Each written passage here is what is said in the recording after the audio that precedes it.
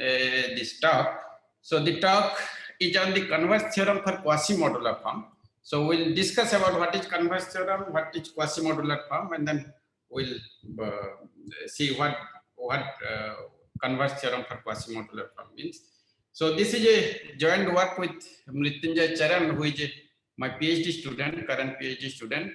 Karamdev Sankhdar, who I think gave the last talk, I think before lunch, and Ranbir Singh. So he's a PhD student in physics in Rajgarh. So now he's in first year PhD student. He's a first year PhD student, physics. So let me go to next page. Oh, sorry, I was not able to. Okay, so let us fix some notations here. So usually, generally, modular form talk means generally people know this, but I am still giving the notations here. So H is the complex upper half plane. SL2G is the set of all 2 by 2 integer matrices of determinant 1. Gamma 0n for any integer, positive integer, gamma 0n is the subgroup of SL2G such that the entry C is congruent to 0 mod n. And we always take K to be positive even integer, and P is non-negative integer. So already many talks you already have seen modular form, so I am not going to define again what a modular form is, and we do not need also that, we'll see. But what we have is that any modular form of weight K on gamma 0 n has a Fourier expansion like this. So that means Fz has something like that, and then we have an are complex numbers, Q is e to the power 2 pi z, z is in complex upper half plane. Okay, so now, so once you have a modular form, you have Fourier expansion like this. So the question which generally one asks is, under what condition, given a sequence of complex numbers, will be the Fourier coefficients of a modular form? So that means here Fz is there, so you have got a sequence an.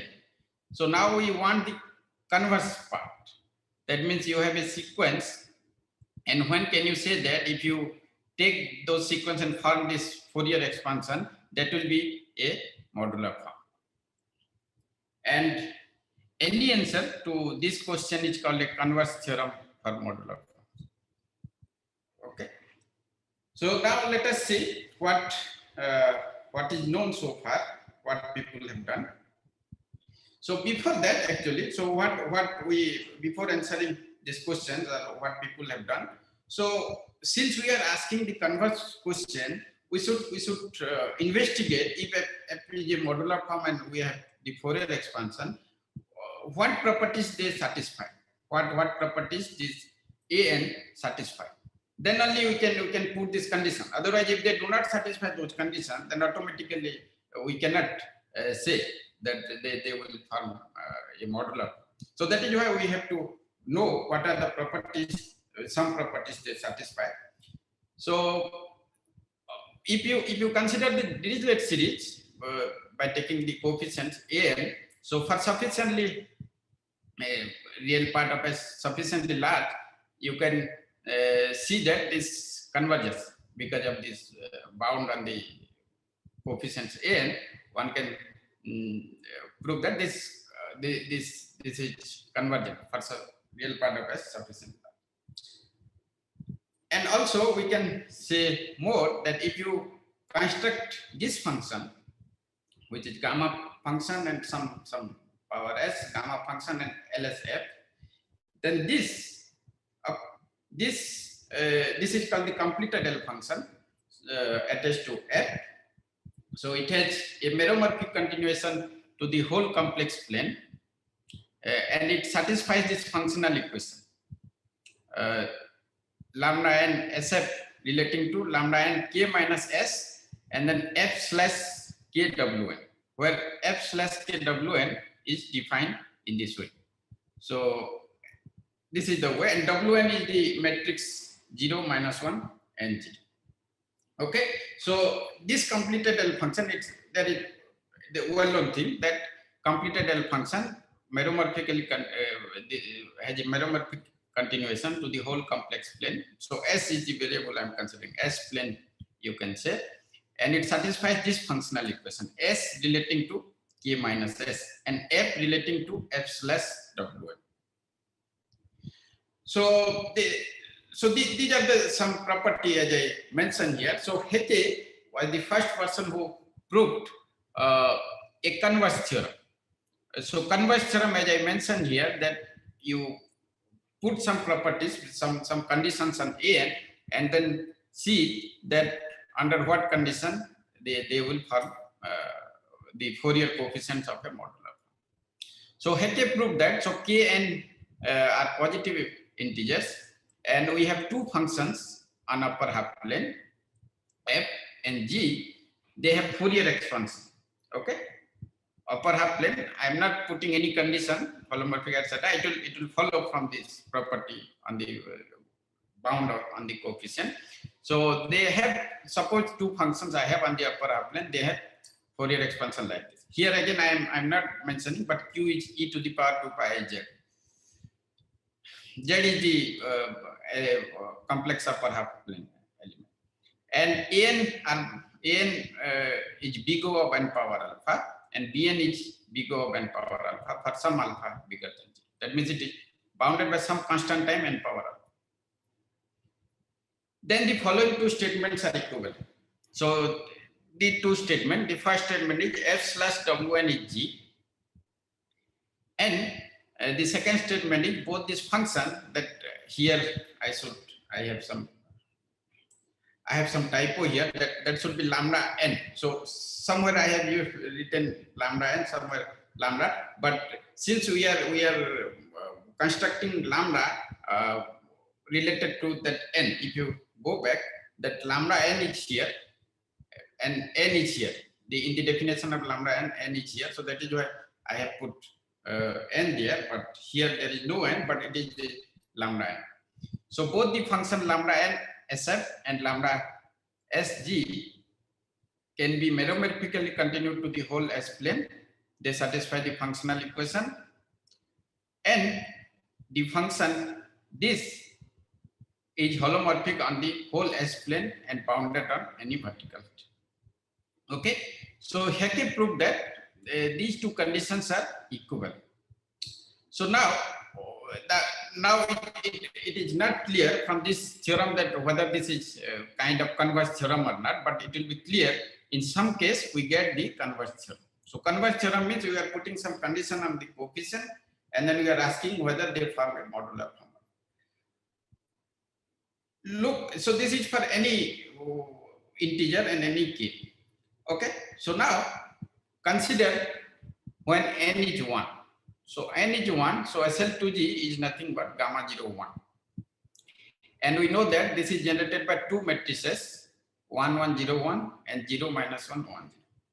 So once you have these two matrices generated by these two matrices, then we know that modular form, the definition of modular form, if you use, then it says that if you know the transformation property for these two matrices, then they satisfy the properties of modular form, then it will be satisfied for any matrix in SL, any matrix in SL2G. So that is why in this case, if n is 1, if we apply the Hecke converse theorem, then we get the converse theorem. Hecke's theorem, whatever I wrote there, that is called Hecke converse theorem. And in this case, we get a converse theorem. Why? Because if you go back here, the Fourier expansion is there. So that means you can see that fz is periodic with period 1. Fz plus 1 is fz. One can see this. And so to prove that fz is a modular form, we need to check the modular property. Because other properties are anyway satisfied, the holomorphicity and Fourier expansion is there. So you have to check the other property, that means transformation property for other matrix which is 0, -1, 1, 0. But when n is 1, this Wn is exactly the same matrix, 0, -1, 1, 0. So that is why what you are saying, that you have all these properties here, and here you are saying that f/Wn, that will be again f actually. So you are saying that these properties are sufficient to mean, like if you have Fourier expansion like this, and then you have these analytic properties, then it is same thing as f is a modular form. So that is why you get a converse theorem for SL2. But when n is bigger, this does not give you a converse theorem. When n is bigger than 1, this does not give you a converse theorem. You have some equivalent condition, but you cannot say that is a modular form. F is a modular form. Okay, so what we need more for if n is bigger than 1, then we need some property of character twist. Okay, so what do you mean by this? So that I'm explaining here. So any function given on upper half plane, and any Dirichlet character with conductor character psi with conductor m psi, we consider the twisted. Twisted means you just twist by psi of n. So each coefficient you just multiply psi of. So that is what you say that you are twisting. So now we similarly we can construct similar L series and completed L function. You can always construct. Here note that there is some difference here. The m psi has come here. So earlier there was no character, so there was no m psi. So this is what we need. This is the character twist, and then these properties of this L function also will need while proving while giving a sufficient condition for the converse theorem. Okay, and so this is what well proved a converse theorem for gamma 0 n for any n bigger than equal to 1. Okay, for this so this is the setting I'm giving, that Wells converse theorem. So let P be such that, so element of P is a set where the elements of P are either odd prime or 4, which are relatively prime to n, such that any two such that means like intersection with this set is always non-empty. Okay, so this is what P is. Then this is the converse theorem, well proved in 1967. Similar condition that you have sequences, two sequences bounded by this. You have fz, gz, they have Fourier expansion, and you have the then the statement says that fg are modular forms of weight k on gamma 0 n with g is f/wn if the following two conditions are satisfied. So what are those two conditions? First one, similar condition that this can be meromorphically continued to the whole complex plane. They satisfy this functional equation, and this function is holomorphic on whole complex plane and bounded on any vertical state. So this was there, but here in the Hecke converse theorem, if you look at. But here one more thing is here, which I said that the properties of the character twist completed L function also one need for the converse theorem. So this is what this property, that the completed L function of the character twist, and then they satisfy the analytic properties, analytically continue to whole complex plane bounded on any vertical strip, and they have the functional equation. Okay, so this is Wells converse theorem. Wells converse theorem give converse theorem for gamma 0 n for any n, whereas Hecke's converse theorem only gives for 1. He proves equivalent condition, but only for one you get the converse theorem. Now, so what we have done, again, this is the modular form. What we know, I mean, there are many generalizations which I'm not going to tell, because GL to GL and many people have done, even holomorphic, why holomorphic, they have some meromorphic or some pole you allow, etc. Many people have done, because this is very old paper, so many people have proved many results on this converse theorem. So our purpose for my talk today, we are looking at quasimodular form. So a quasimodular form is certain generalization of modular form, and the definition is like modular form, it is holomorphic on the upper half plane. So it is holomorphic on the upper half plane, and the first property is that you have p plus 1 number of functions, holomorphic functions on the upper half plane, and this fp is not identically equal to 0. Why fp is not identically equal to 0? Because we are taking quasimodular form of weight k and depth p. Depth p means the highest one shouldn't be identically equal to 0. Otherwise, this depth will be less. So satisfying these properties.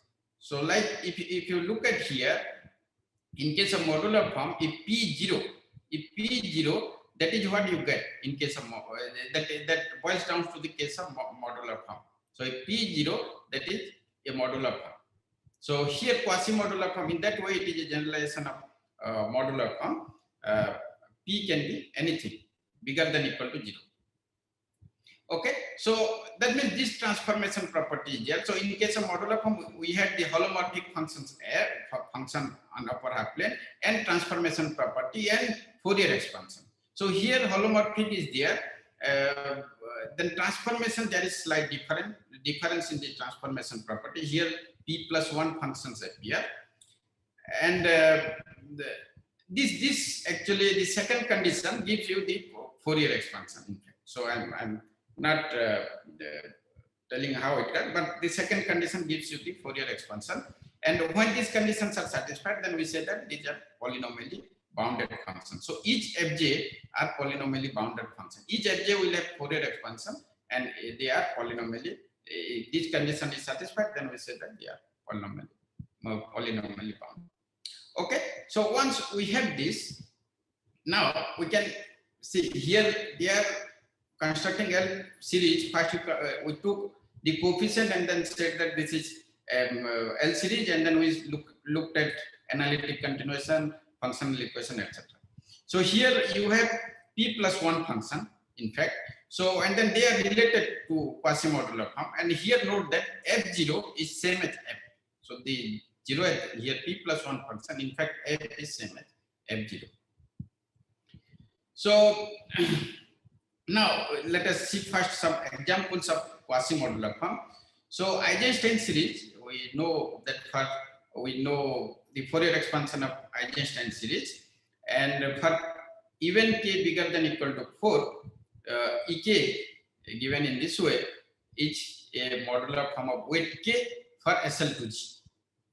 Okay, and but the same thing you can define for E2 also, because everything makes sense in the right hand side. So E2 is not a modular form, so it is a quasi-modular form. Somehow. Yes. So E2 is not a modular form, it is a quasi-modular form of weight 2 and depth 1 on SL2G. In fact, E2 satisfies this transformation property. And we have natural quasi-modular form. If you take derivative of a modular form, it is not a modular form, but it is a quasi-modular form. And in fact, there are some analogy between modular form and quasi-modular form, that any modular form on SL2G is a polynomial in E4 and E6. But any quasi-modular form is a polynomial on SL2G is a polynomial in E2, E4, E6. Okay, so these are some examples and then two properties of quasi-modular form. Then we look at the Dirichlet series attached to quasi-modular form. So how we attach? so note that each quasi-modular form of weight k depth p correspond to p plus 1 functions, holomorphic functions, and each one has Fourier expansion like this, like the modular form. Yes. Okay, and this again they satisfy the coefficient satisfy this form. In fact, it follows. Then, so for each one you can consider the L series attached to that. So you take the Fourier coefficient and then construct the Dirichlet series. And again, because this is big of n power nu, so for sufficiently large S, this converges absolutely. So and similarly, one can consider the completed Dirichlet series for Fj. Okay, each Fj one can consider the completed Dirichlet. Now, so what happens when people try to prove for the functional equation? What they do, they consider the Mellin transform, and they do whatever I have written in this way, exactly the same thing. So they first write in terms of Mellin transform, and then they change the variable. Now, here is the trick they use, that here in case of modular form, what happens, they use the property that f/wn. If you are considering modular form for gamma 0 n, so f/wn is a modular form they use. It is known that if f is a modular form, that f/wn also is a modular form on gamma 0 n. But here and also but here the problem is that f/wn, if you take, say, up to this, everything can be for a quasi-modular form also you can do like this, whatever I have written on this slide. But after that, what people use is the transformation property for wn, and then they combine and then they say that this functional equation is satisfied, analytic property also they prove like this. So now the question is here f/wn, if I take f as a quasi-modular form, then that is not a quasi-modular form. Okay, so this is what. So if you take quasi-modular form, then f/wn need not be a quasi-modular form. So this is where these problems happen. So, but what we do here, so this is not a, and so that is why we are unable to know the transformation property, etc. So because of this, what we do here, we use the theory of nearly holomorphic modular. Okay, and the relation between nearly holomorphic modular form and quasi-modular. So this is the definition of a nearly holomorphic modular form of with k depth p. So nearly holomorphic modular form. So this is some constant. So j factorial 2i power j. This just to normalize, I have written this. Otherwise, it is a polynomial in 1 by y, where the coefficients are holomorphic functions. Holomorphic functions, polynomially bounded functions. Like I have already defined what is a polynomially bounded function. So holomorphic function on H, and this nearly holomorphic modular form satisfies the same transformation property as modular form. So note that the difference between quasi-modular form, modular form was that there was difference in the transformation property, but it was holomorphic. Here nearly holomorphic modular form is not holomorphic because 1 by y factor, y is the imaginary part of Z. Here y is the imaginary part of Z. So it is not holomorphic, but the transformation property is same as the modular form. And again, here I should have written Fp is not equal to 0. So there is a typo, not Fj, Fp is not equal to 0. That is why this becomes depth p. Okay, so this is definition of nearly holomorphic modular form. And what is the relation? If you take nearly holomorphic modular form, then the 0th coefficient, okay, it is polynomial in 1 by y. So f0 is a quasi-modular form of with k depth p on gamma 0. In fact, there is an isomorphism. If you take the quasi-modular form with k depth less than equal to p, and then their nearly holomorphic modular form with k depth less than equal to p. They are vector spaces and then they will be isomorphic. And this is the isomorphism actually. So how we use this? Here the property we have for nearly holomorphic modular form, because it satisfies transformation property. The way we prove for a modular form that it is a modular form, f slash wn is a modular form. F slash wn is a nearly holomorphic modular form of weight k and depth p. Okay, so now this is what we do here. Then once you have f slash wn is a nearly holomorphic modular form, again it has expansion like this. It can be written as polynomial in 1 by y. Okay, and this is that p. So you consider the fj tilde is defined in this way. Okay, like one can see that f slash wn, if you do it is like this, and then fj slash z, you have this. Okay, so once you have this, then if you take f as a quasimodular form, f slash wn is not a quasimodular form, but now capital F is nearly holomorphic modular form, and suppose corresponding to capital F you have f0, then corresponding to f slash wn you have some quasimodular form. Okay, then you take as f slash wn, and this is how we have some nice properties of transformation property, and somehow everything works. And then this is what we get here, that f is a quasimodular form with, if you have the component function, the p plus 1 function, then we define the wn tilde operator on this vector, because of this property actually capital F slash wn in this way we can define. So that is why we define this vector f vector as f0 f1 fp. And similarly, f vector slash wn tilde we can define like this, where each fj tilde is this, the way the function we get. Okay. Okay. So this function we get means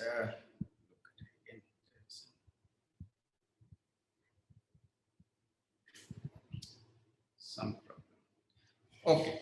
So, and also we have this property that by the f vector, if you apply wn tilde 2 times, then you get back f vector. Okay, so because of this actually we can you can get what is, if you take a quasimodular form, then you can get some transformation property with respect to wn. So now we look back what we get, that we stopped at this point that equal to this. Now we use the transformation property f now with respect to wn, and we get fn tilde appearing here because of this. Okay, and then similarly, so what we get here, this kind of analytic property we get, that this Dirichlet series admits meromorphic continuation, satisfies this functional equation. The proof is similar, and then this functional equation they satisfy. So here you have one completed L function here. Here you have linear combination of these many completed L function. Okay, so corresponding to each fj you get this. Corresponding to each fj you get this sum of the completed L function. Okay, and again some the analytic property, like they are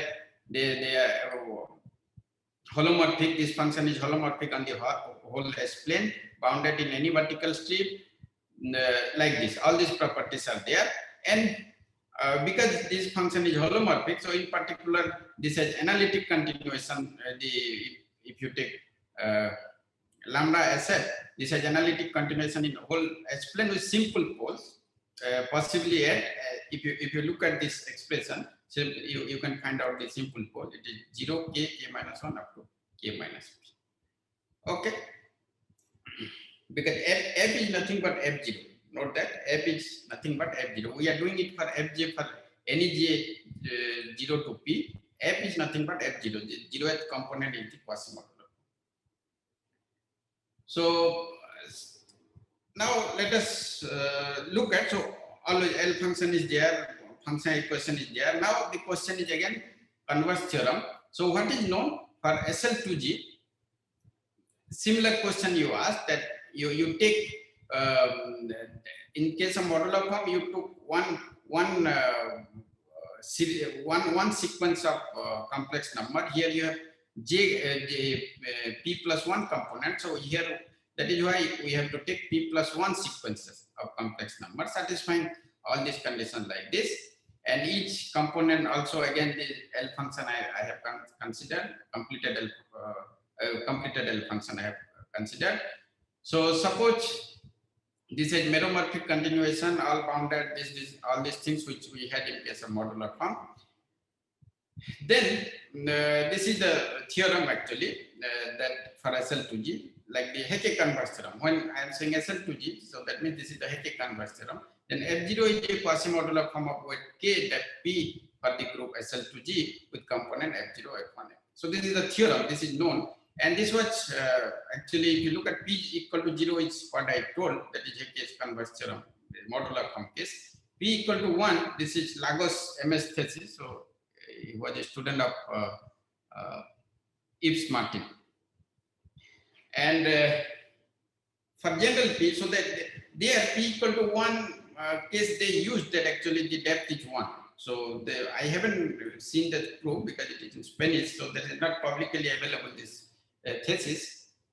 So that they only used that depth is 1 and they proved this. And the next was for NEP, that this was due to Ajit Bhand and Karamdeo.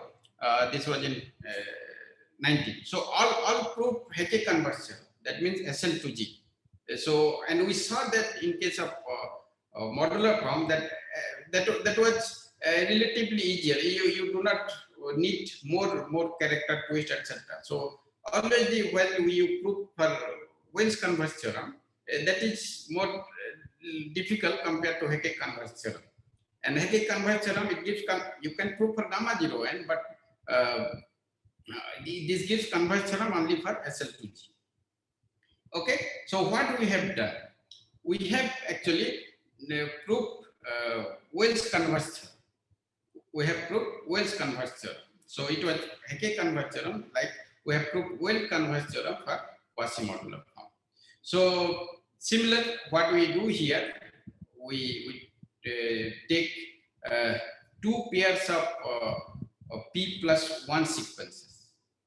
Okay, because there it was fg, and here we have, for each one you have p plus 1 component. So p plus 1 sequences you have to take. You have to take two pairs, and then they are bounded, etc. And then we can look at this, and then we can ask, like all these conditions satisfied, then they will be modular form. They will form quasi-modular form. Okay, and again, similar way one can do the character twist, and some simple results which we know for modular form also can be proved for quasi-modular form, as it's written here. And we have the completed L function, as I have described before also. We can prove for both fj and gj. And this is what the formulation, similar formulation we have, that P was as earlier in case of Well's converse theorem.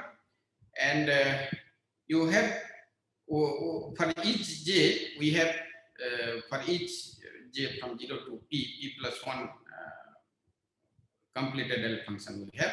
They are holomorphic and bounded on any vertical strip.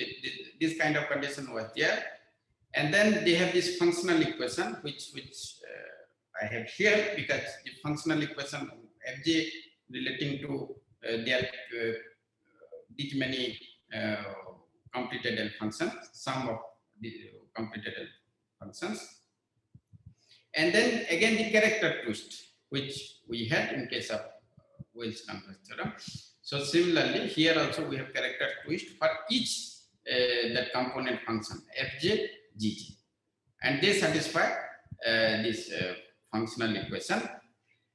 Then we prove that the f0 and g0 are quasimodular form for gamma 0 and of weight k depth p with component f0, f1, fp and g0, g1, gp satisfying this f vector slash w and tilde is g vector.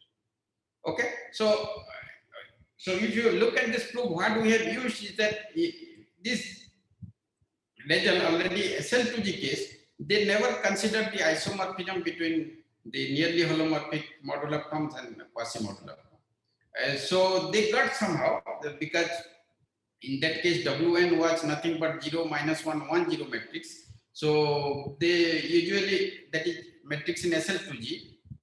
So you know the SL2G transformation for any quasimodular form, SL2G transformation one knows. But for if you go higher level, 0, -1 and 0, that is not an element in gamma 0 n. So you do not know the transformation property, how it will behave, and then if you get functional equation or not. So, but you get it by using the isomorphism. And the proof, we follow the Wells proof, but here we have more components, another thing. And one more thing is that whenever we need holomorphic properties, we go back to the quasimodular form. And when we need the modular property, we come back to the nearly holomorphic case. Because you have isomorphism, we go wherever we want, both sides. And then this is how we prove this later. And it has some applications, so like in sign changes, etc., one can have applications that infinitely many sign changes one cannot prove for quasimodular form if it is, because it is linear combination of derivatives of suppose cusp form, for example. So different derivatives and of different cusp form, you take linear combination. At least it is not clear to me how one can prove sign changes, but there one can get one application. And another application is some Ramanujan function, which people considered in previous paper, Ajit Karamdeo, they considered some Ramanujan functions. Ramanujan considered in this paper, and then they proved that that is not a quasimodular form for SL2G. And once we have this Converse theorem, we can say that that is not a quasimodular form for gamma 0 n for any n. So this is another application. Okay, so with this, I stop.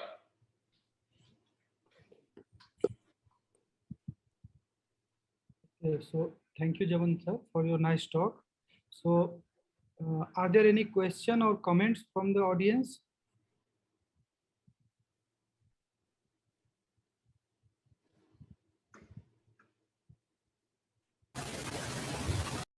Nice result. Hello. Any A nice result, Javan. Oh, you are saying, okay, I thought some question.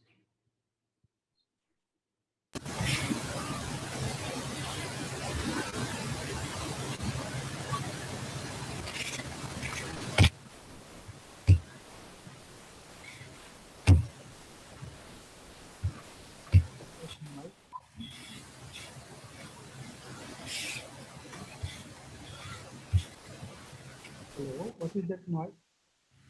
Any question? No, I don't think there are any questions.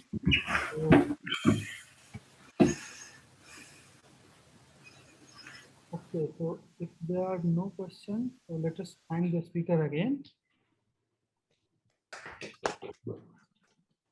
So I think we have 20 minutes for the next talk, right? Yes. Yes. Yeah.